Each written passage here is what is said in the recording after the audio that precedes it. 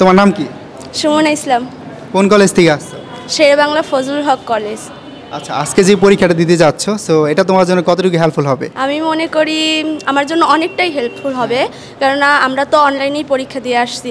এখন অফলাইনে পরীক্ষা দেওয়ার মাধ্যমে আমি নিজেকে যাচাই করতে পারবো কোথায় কি আমার ল্যাক পয়েন্ট আছে, আর অনেক কিছুই আমরা মানে এখান থেকে গেইন করতে পারবো। বাস্তবে পরীক্ষা দিতে হলে কতটা কি ফেস করতে হয়, কোনগুলো ফেস করতে হয়, বিশেষ করে এক্সাম হলটা, টাইম ম্যানেজমেন্ট, না টাইম ম্যানেজমেন্ট, এইসব কিছুই।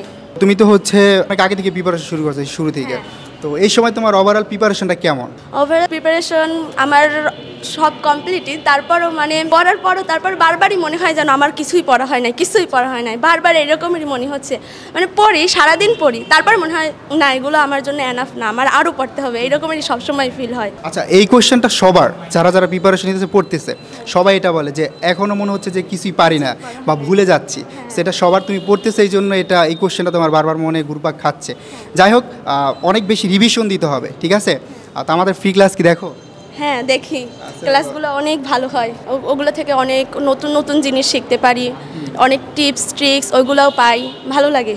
আর আরেকটা বিষয়, সেটা হচ্ছে ডিউতে চান্স পেতে হলে তোমার টার্গেট, তুমি টার্গেট কি ডিউ?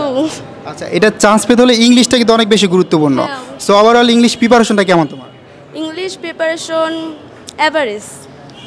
হ্যাঁ, এভারেজ নিলে কি চান্স হবে? মেবি। সো আরও ভালো করে নিতে হবে।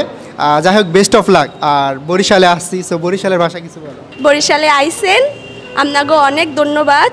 ঠিক আছে, best of luck. Thank you ভাইয়া।